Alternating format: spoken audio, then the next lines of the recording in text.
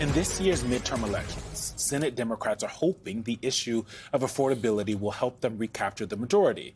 As you will recall, President Trump has repeatedly mocked the word affordability. You know, there's this fake narrative that the Democrats talk about affordability. They just say the word. It doesn't mean anything to anybody. You just say it. The word affordability is a Democrat scam. They have a new word. You know, they always have a hoax. The new word is affordability. The word means a lot of things to a lot of people, including probably you. But it seems the president is finally realizing how important the issue will be in November's election. In recent days, Trump has called on credit card companies to cap interest rates at 10%, but just for 1 year, which the banking industry firmly opposes. He's also ordering the government to buy $200 billion in mortgage bonds, helping to reduce mortgage rates and make homes maybe more affordable. Joining us now is Axios senior economics reporter Courtney Brown. Courtney, thank you for joining us this morning. The president has now started using the word pricing like once or twice since the November. So now he's trying to figure out how he wants to talk about it. But at the end of the day, there are all these macroeconomics things that are happening, right? And the kinds of things that Donald Trump leans on when he talks about the success of the economy. But it's about how people feel about the economy, right? Yeah. And should people in this moment feel confident about this economy as we head into the midterms? President Trump is obsessed with interest rates. And as someone who covers interest rates in the Federal Reserve, it's been fascinating to watch him attack this affordability issue through the vessel of interest rates. Because I think when people talk about things are expensive, they think about grocery prices. Healthcare. Exactly. Yes. That's not something, especially in the last week, he's gone through this totally through the vein of interest rates, mortgage rates, credit card rates. And by the way, there's no guarantee that that's going to fix the bad vibes in the economy. We got a consumer sentiment reading on Friday from early January. It ticked up a little bit, but it's still near the lowest level ever.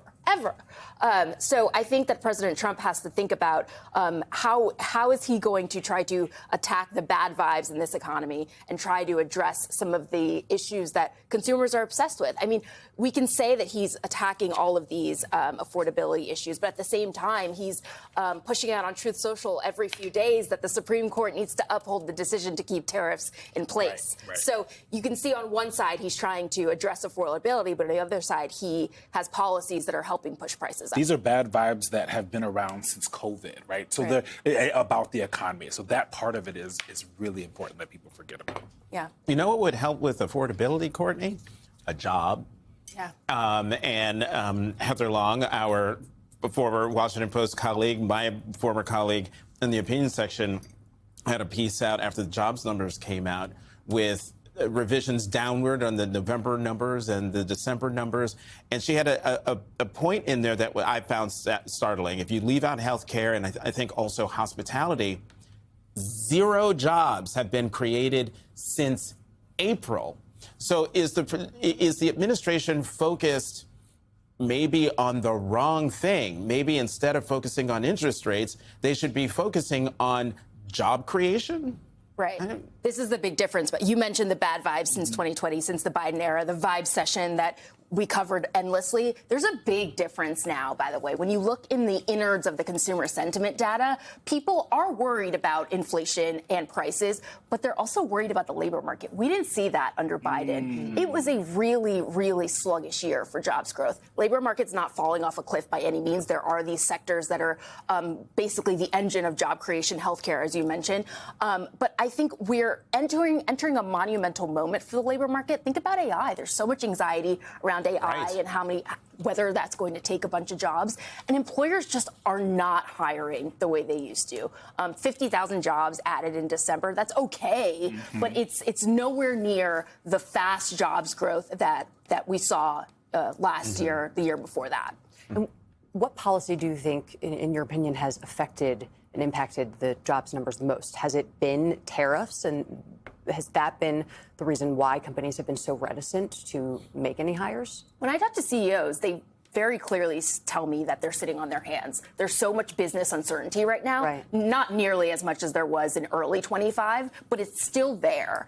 And so they're hesitant to bring on a lot of new workers. If they're in the financial sector, for instance, maybe they are, looking at what AI can do, and they're hesitant to bring on a whole slew of younger workers for that reason. But I think uncertainty is the reason. Tariffs are the reason. There's also the immigration factor. Like, jobs numbers are low because there's been this massive population shift. You can't hire people who are not there. So that's definitely a factor as well. Then what gives with this president? Because I feel like in the last administration, Girl, we do not have enough time. if there was enough CEOs that came out to criticize him, you would have seen him in Mnuchin maybe try to reverse course a little bit. But you have major CEOs, Citadel founder Ken Griffin, who just said this week that immigration and tariffs were to blame for the instability in the private sector right now.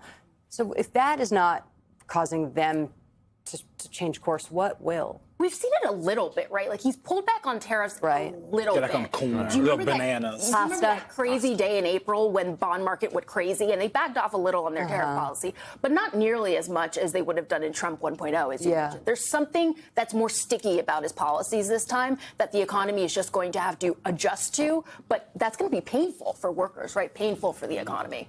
And this is a president who has said, just bear with me, folks, there will be some pain. Courtney Brown with the numbers, always the receipts. Thank you so much. Thank you.